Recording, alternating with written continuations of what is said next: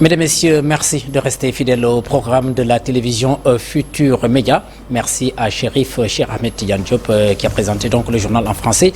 Et comme je vous le disais tantôt, donc on a l'honneur et le plaisir de retrouver cette deuxième partie de votre émission Soir d'Info. Et comme invité, nous avons le ministre de l'Éducation nationale, Monsieur Moustapha Guirassy. Bonsoir, Monsieur le ministre. Bonsoir. Alors, je vous le disais tantôt donc, vous êtes le ministre de l'Éducation nationale. Et là, pour une première question, on va donc reparler de cet événement malheureux qui s'est déroulé il y a de cela quelques temps à Tivaouane, dans un dara où des élèves y ont perdu la vie, des talibés, au nombre de 5 malheureusement. Déjà, quels sont les derniers développements? Est-ce que vous y avez été pour voir exactement ce qui s'est passé? Et à votre avis, quelles sont les solutions que l'on devrait prendre pour empêcher de tels événements? Oui, c'est un événement malheureux. Et le chef de l'État, à travers son Premier ministre, m'avait chargé de présenter les condoléances de la nation sénégalaise, du gouvernement tout entier, aux familles éplorées, aux communautés d'Edara, au calife de Tivaouane. Et c'était l'occasion pour moi de saluer les efforts de ces communautés, donc de ces daras, dans le sens d'éduquer, dans le sens d'instruire, dans le sens de participer à l'effort d'éducation. Mais malheureusement, comme vous le savez, ces daras évoluent dans des environnements qui ne sont pas toujours sécurisés et qui ne sont pas toujours propices d'ailleurs à l'apprentissage, à l'éducation de ces enfants. Et ce drame s'est produit parce que justement, les enfants étaient initialement dans des environnements et avec l'hivernage, le maître coranique, donc le calife, a voulu par empathie les déloger, les déplacer, le temps justement de réfectionner l'espace. Malheureusement, entre-temps, le drame s'est produit et nous avons été sur les lieux, nous avons constaté effectivement que ces enfants étaient dans des cases en paille, donc le tout, même la clôture, pas simplement le toit, mais le tout était en paille, donc pour peu effectivement l'incendie pouvait faire des ravages.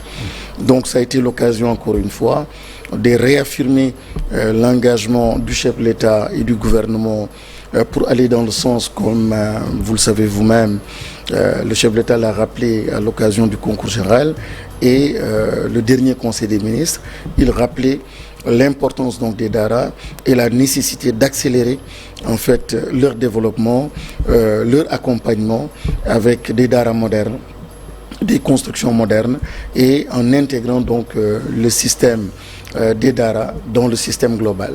Et encore une fois, c'est un événement malheureux et nous présentons donc nos condoléances au calife de Tivaouane, mais à toute la communauté des daras et à ses enfants éplorés et qui sont dans une situation de tristesse quand même qui nous touche beaucoup. Et le chef de l'État via son Premier ministre m'a instruit aussi d'accompagner justement ces daras-là en question dans la construction, dans la réfection de la dara donc, qui était en cours, et nous avons pris l'engagement d'aider à la construction donc, de cette dara-là, la moderniser. Et encore une fois, un triste événement. Justement, cela fait des années, Monsieur le ministre, que l'on parle, disons, de modernisation, disons, de ces daras. Après l'événement qui s'était déroulé, un événement malheureux également, il y a de cela quelques années, à la Médina, où beaucoup de talibés avaient perdu la vie, disons, lors d'un incendie, dans des conditions similaires, disons, à celles du dara qui se situe à Tivaouane.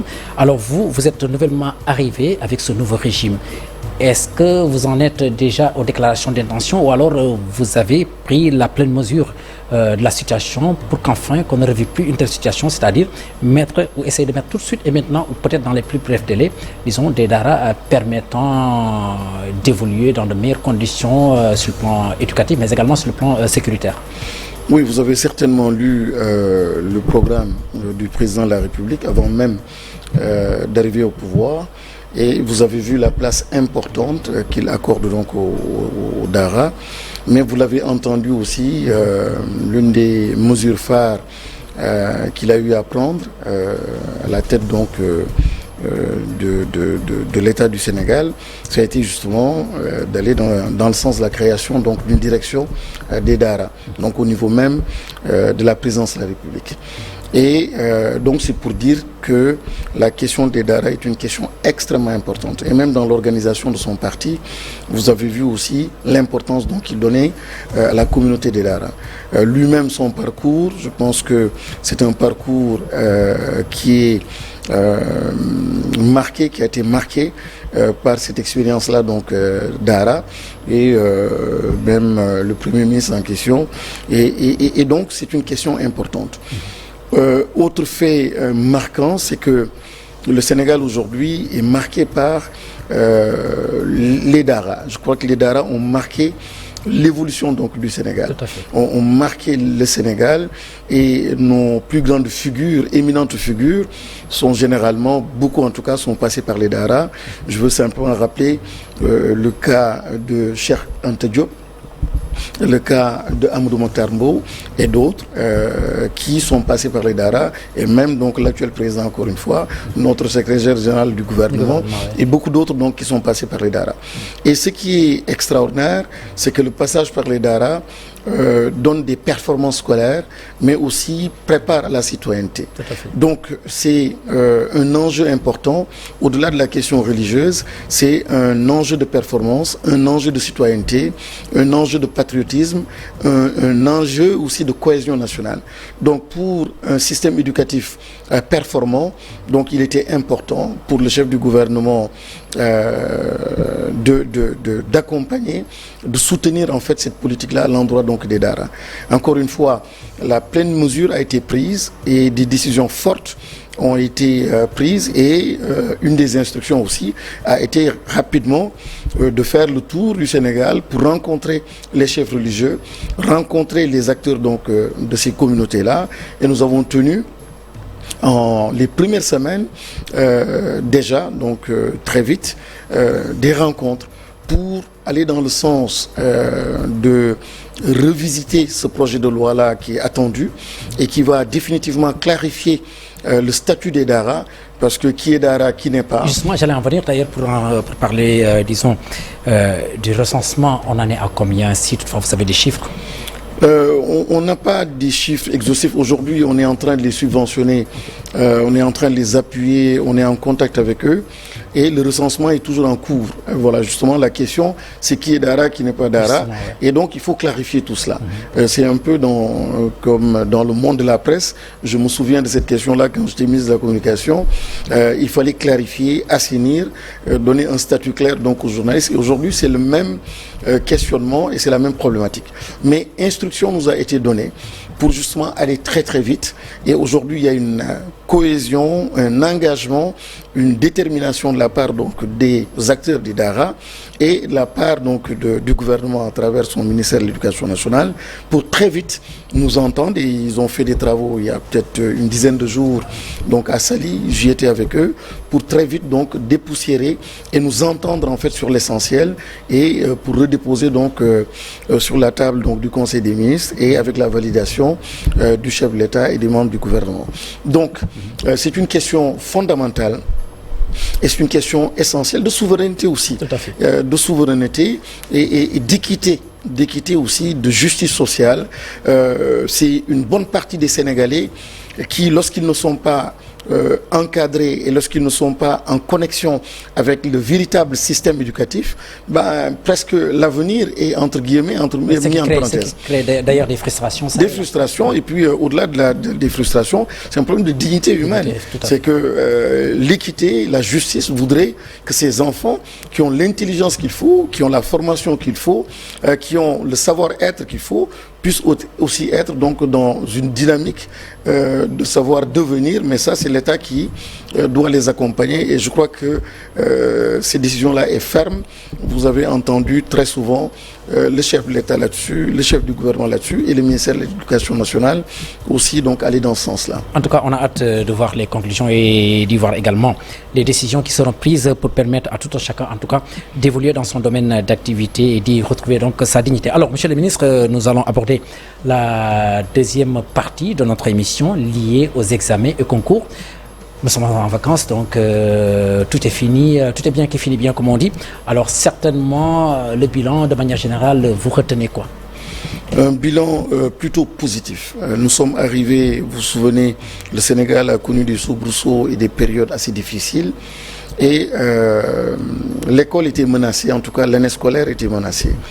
Mais avec la clairvoyance du Premier ministre, tout de suite en arrivant, l'un des conseils ministériels, les premiers, ça a été d'anticiper sur les examens et concours et il a organisé donc ce conseil interministériel pour justement encadrer et anticiper sur pas mal de questions. C'est la question des états civils, c'est la question éventuellement des inondations, de l'hivernage, c'est la question aussi de la sécurisation des épreuves, c'est la question donc de tout le processus, comment le mettre en branle pour que tout se passe très bien et que l'année puisse être sauvée.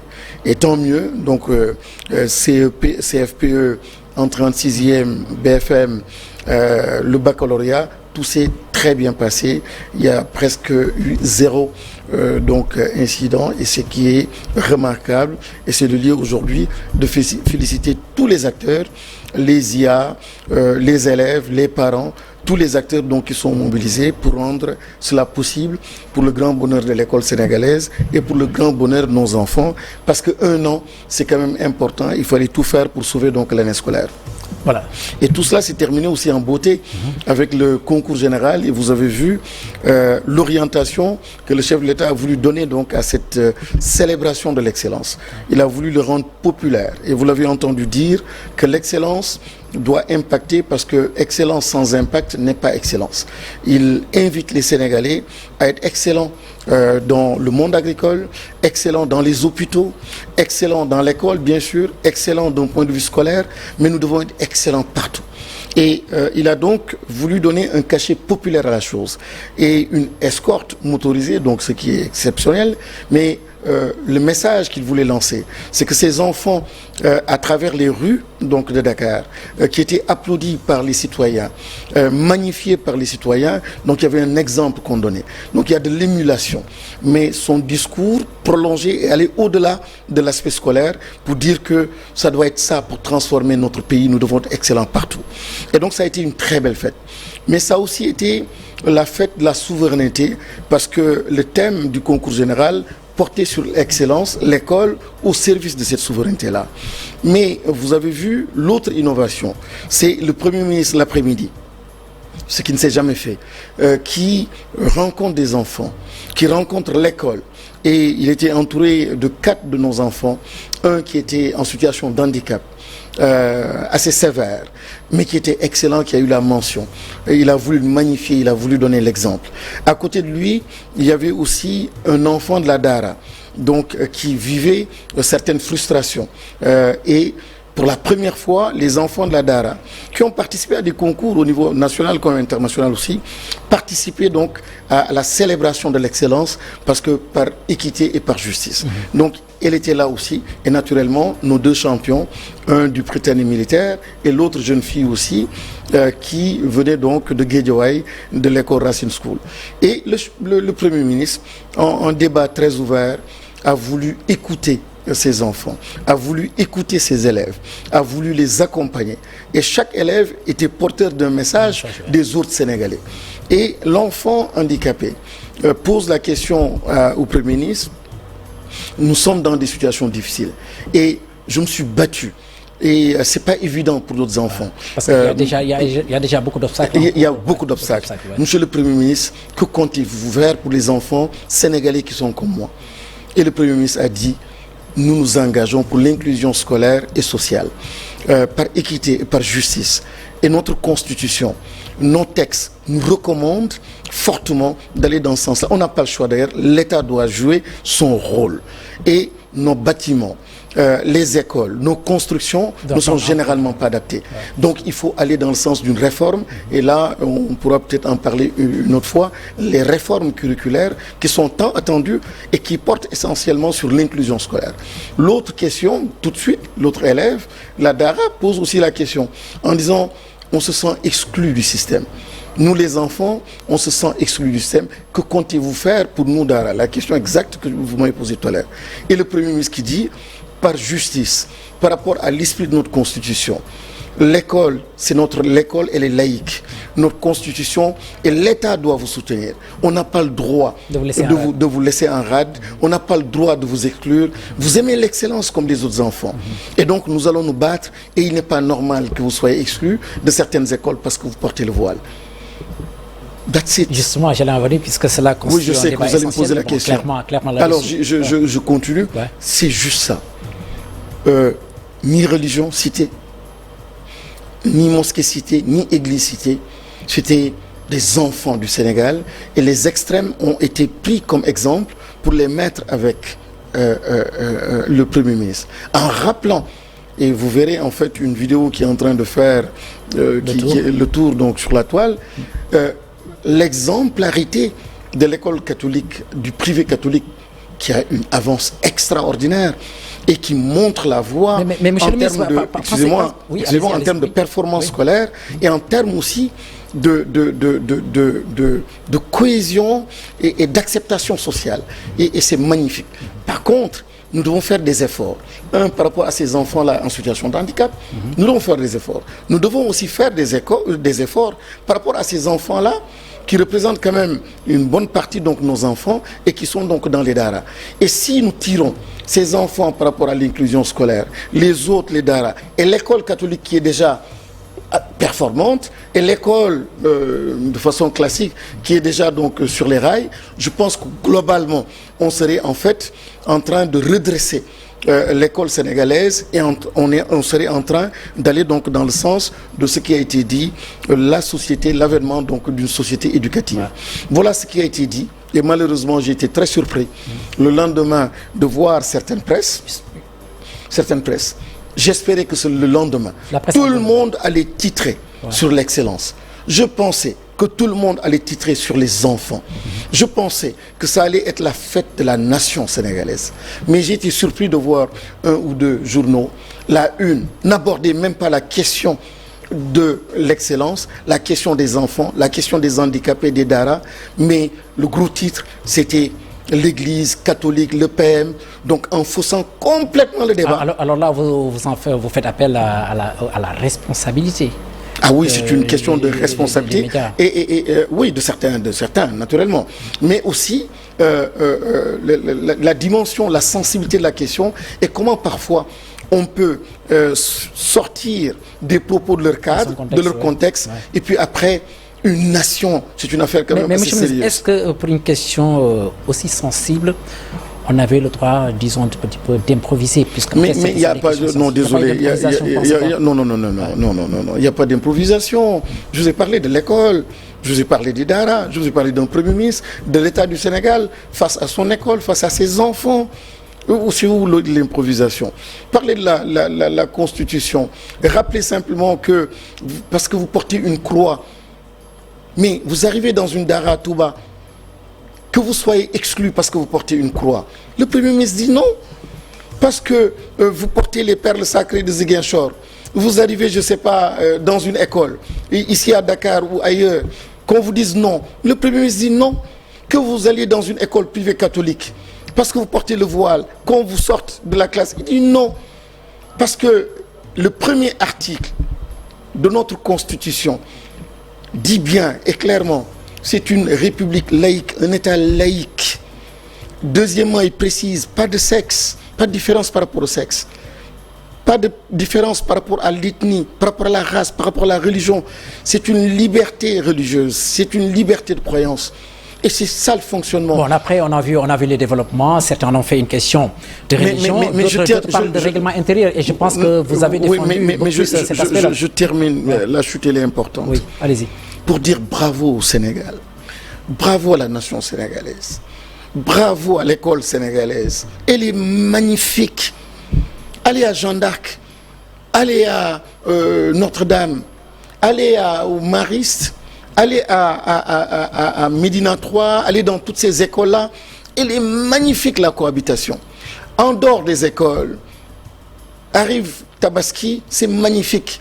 Fête de Pâques, c'est magnifique. Noël, c'est magnifique. La cohésion sociale. Nous n'avons pas de problème. De grâce, nous n'avons pas de problème.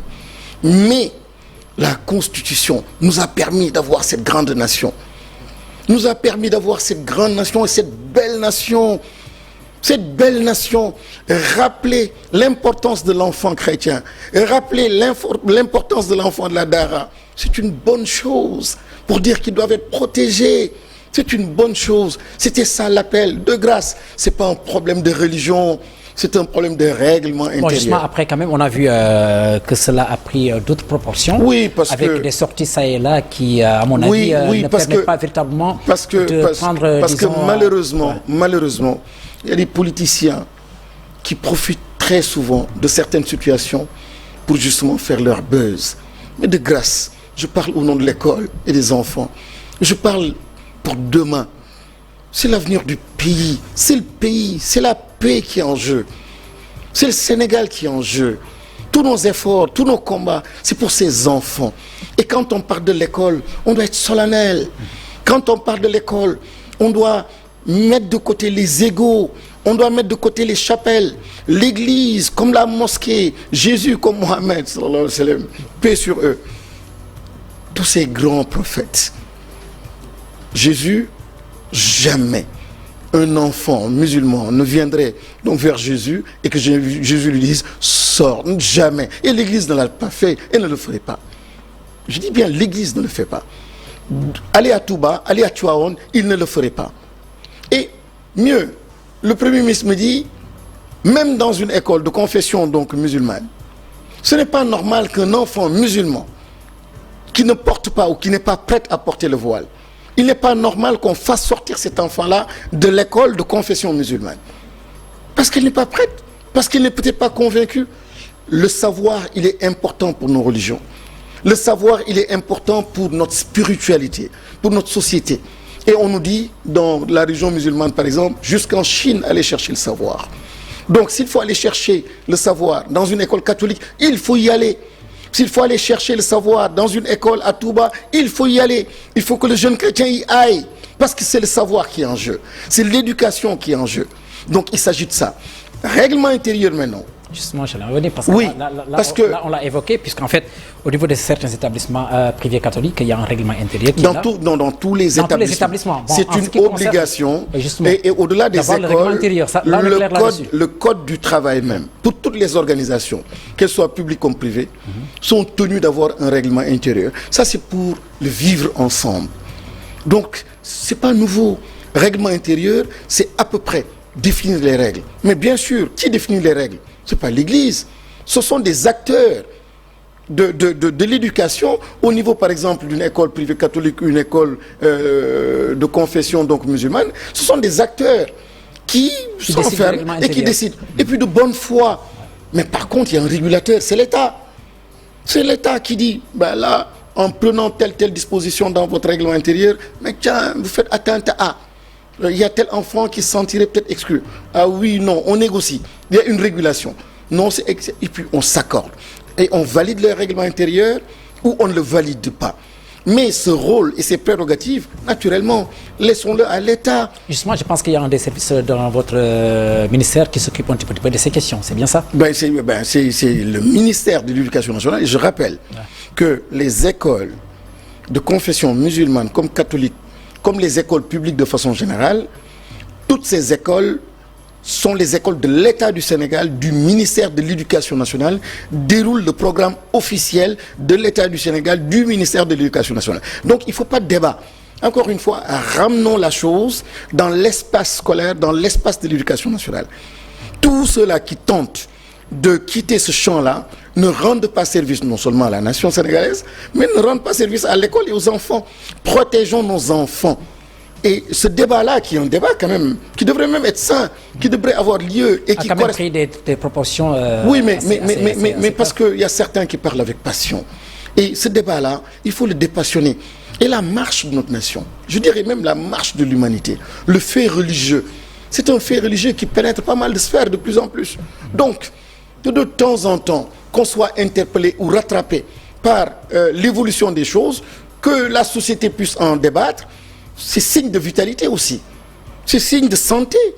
Mais parlons-en des intellectuels, scientifiquement, par rapport à une culture, par rapport à demain, par rapport à hier, équilibrons, etc. Par rapport à la stabilité du pays. Par rapport à la stabilité et tout. Mais nous sommes dans une république, un État. L'arbitre, donc il y a des auteurs d'un texte, et un texte est toujours destiné à quelqu'un. Donc il y a des auteurs de notre Constitution, et notre Constitution est destinée donc aux Sénégalais, et il faut soumettre tous les règlements intérieurs, pas seulement des écoles, à l'épreuve du règlement supérieur qui s'appelle la Constitution sénégalaise, qui garantit le ciment et notre nation. Regardez, revisitez la vidéo que j'ai tournée, qui a été tournée quand j'étais sur instruction du Premier ministre, qui me disait d'aller rendre visite à l'archevêque. Bien avant la déclaration.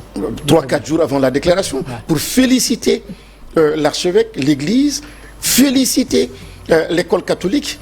Ben, c'est le Premier ministre, c'est mon chef, qui me dit vas-y, et le remercier au nom de toute la nation sénégalaise pour le travail remarquable.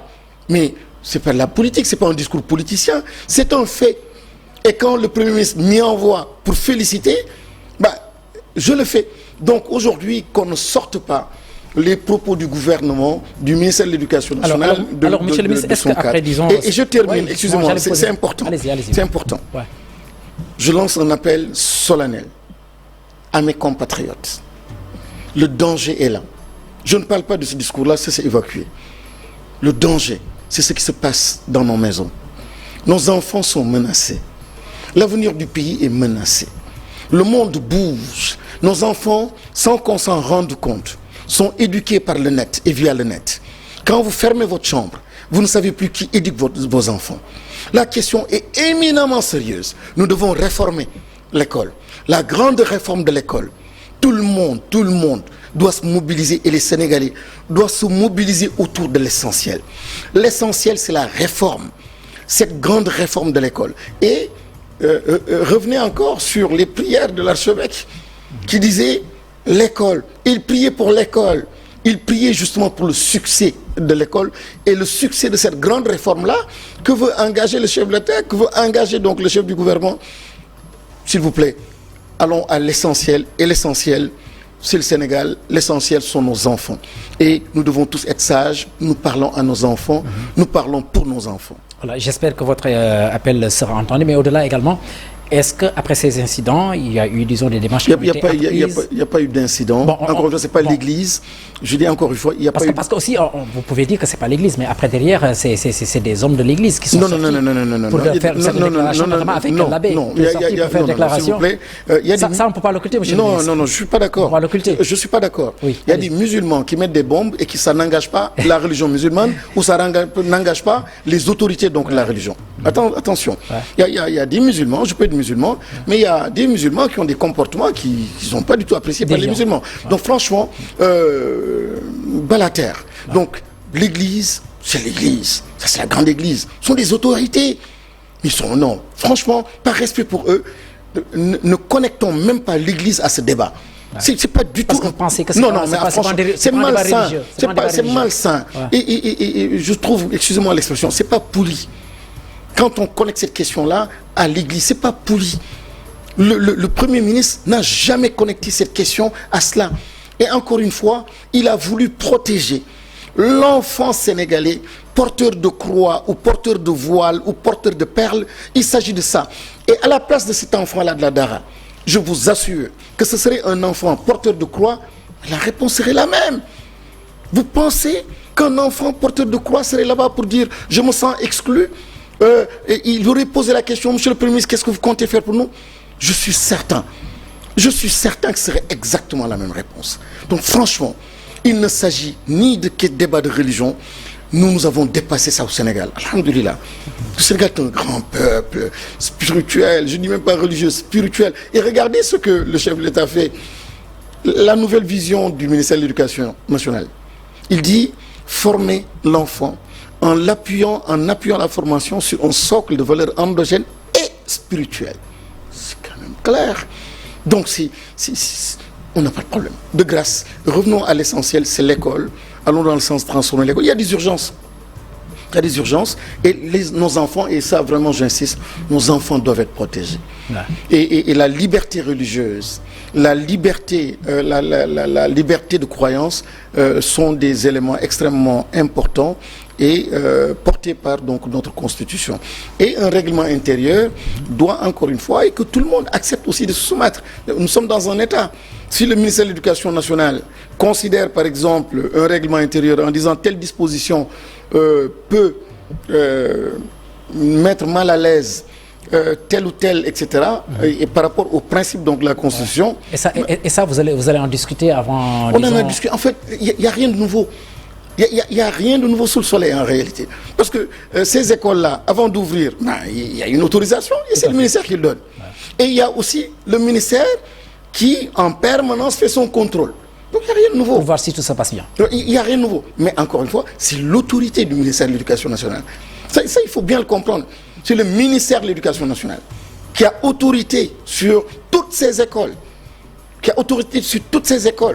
Et qui porte le programme officiel de l'État du Sénégal. Et qui accompagne les enfants du Sénégal. Maintenant, il y a des confessions musulmanes, catholiques, il y a d'autres qui sont athées, d'autres qui sont de chez moi animistes ou Ziguinchor animistes, etc. Ok, mais ce sont des Sénégalais. Et ils ne peuvent aller nulle part que dans nos écoles. Bon, alors, je pense qu'on va devoir dépasser cette question puisque nous en avons beaucoup parlé. Pour revenir un tout petit peu, disons, sur le privé en tant que tel. Puisque lors du dernier concours, si je ne me trompe pas, j'ai bien l'impression que le public a fini par inverser la tendance. Vous voyez, hein? C'est magnifique. C'est magnifique. Quand le privé prend le dessus, quand c'est le privé qui fait la qualité, c'est pas bien. Il y a un problème d'équité et de justice. Mais bravo, on applaudit. Quand c'est maintenant le public, quand c'est Guédiawaye, je dis heureux. Quand c'est Diourbel, je dis heureux. Non, c'est magnifique ce que nous sommes en train de réussir. Et franchement, il faut accompagner cette dynamique. Bravo, donc tous les Sénégalais ensemble. Bravo, toutes les confessions. Le plus important, c'est qu'il faut être correct. Le plus important, c'est qu'il faut être respectueux. Le plus important, c'est qu'il faut respecter le prochain. Il faut aussi aller dans le sens de la cohésion. Et c'est le plus important. Chez l'élève, nous sommes tous là comme éducateurs et nous devons participer à l'effort d'éducation. C'est le plus important. Regardez, c'est mignon, excusez-moi d'utiliser ce terme-là. Moi, quand je vois le musulman barbu avec son chapelet, toujours avec le Coran, qui prend son enfant, qui l'envoie donc dans une école catholique. C'est magnifique parce qu'il met en avant l'éducation. Il met en avant le savoir et la performance et il sait que l'enfant dans cette école-là sera performant et sera un bon citoyen.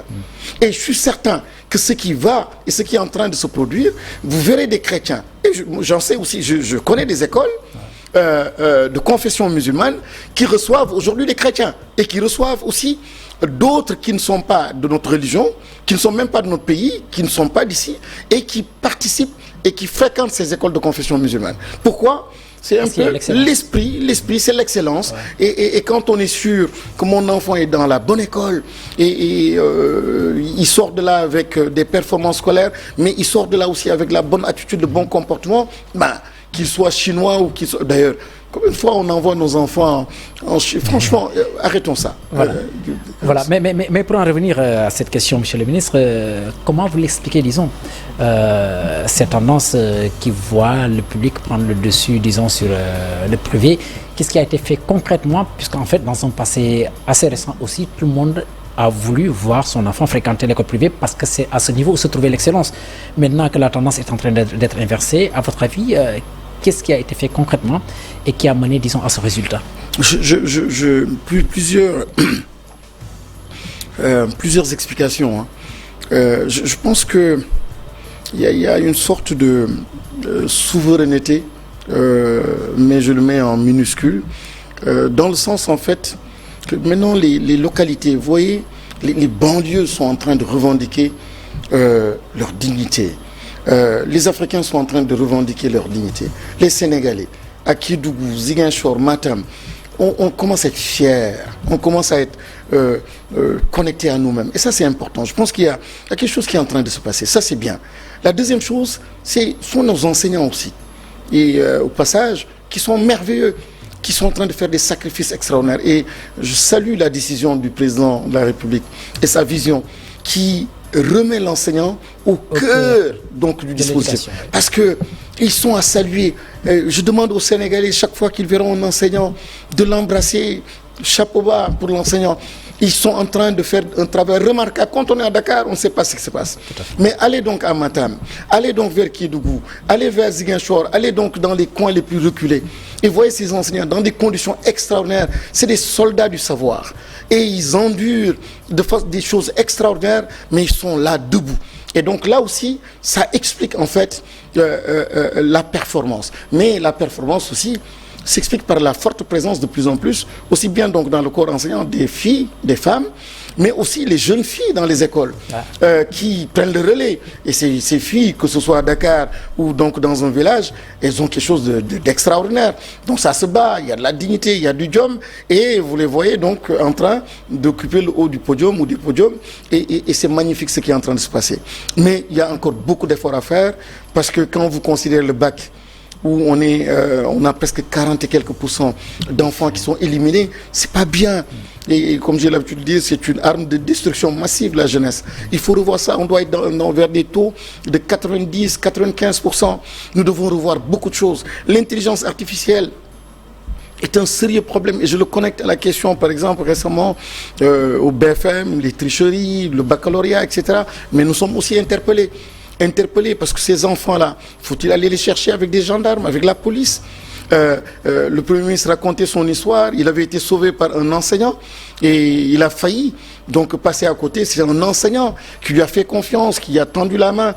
Alors ces enfants-là, parce qu'il y a une erreur ou parce qu'ils n'ont pas respecté donc la règle, parce que quand même c'est la règle, et encore une fois je rappelle, la règle c'est la règle. Quand on dit ne venez pas, ne venez pas. Mais par contre, nous devons quand même revisiter nos rapports avec... On ne doit pas les jeter en quelque sorte.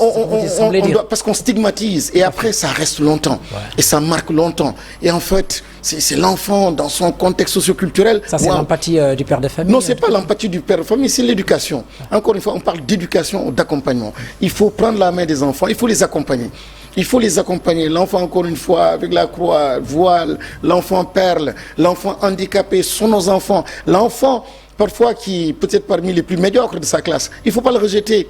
Il ne faut pas le rejeter. Il faut juste peut-être une petite tape sur les épaules, une belle histoire que j'ai reçue d'ailleurs à Ndiassane, quand on a été justement dans le cadre des tournées pour rencontrer les communautés religieuses.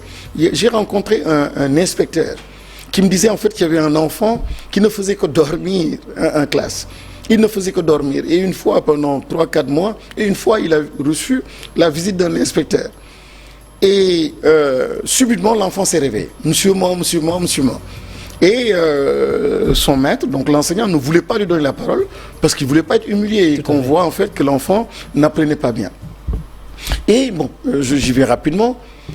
L'enfant était très prolixe, il a beaucoup parlé. Et à la fin, le maître lui dit, mais pourquoi? Il dit, ce matin, c'est parce que demandez qui. Ce qui veut dire en fait que pendant 3-4 mois, l'enfant là venait à l'école sans petit déjeuner. Sans petit déjeuner. Et d'ailleurs, il a fait un mémoire, une thèse donc, sur cet enfant-là. Ndekibi, l'enfant, j'oublie le nom. Et donc, c'est une question importante. Et puis, c'est d'autres questions importantes liées aux cantines scolaires, l'alimentation scolaire. Donc, un enfant voilà, qui allait peut-être passer à côté, mais simplement parce qu'Amoulou Ndeki. Et combien sont-ils au Sénégal qui viennent à l'école parce qu'Amoulou Ndeki brune. Et donc, il nous faut de l'écoute.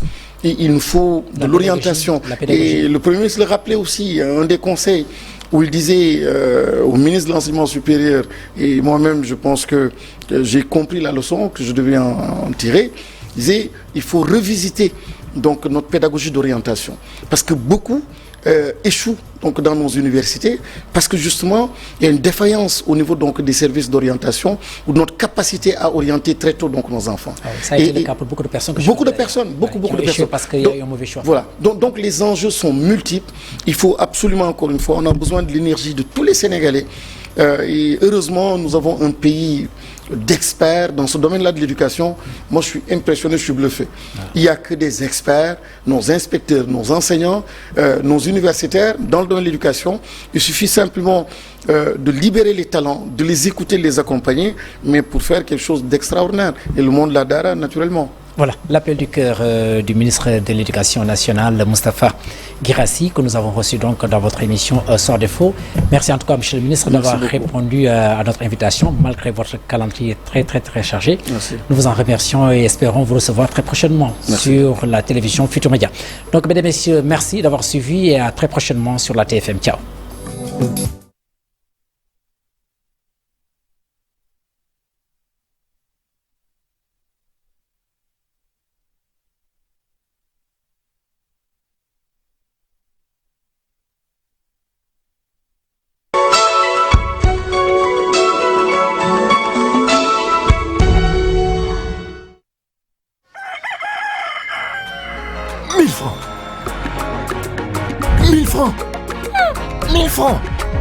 Mille francs 1000 francs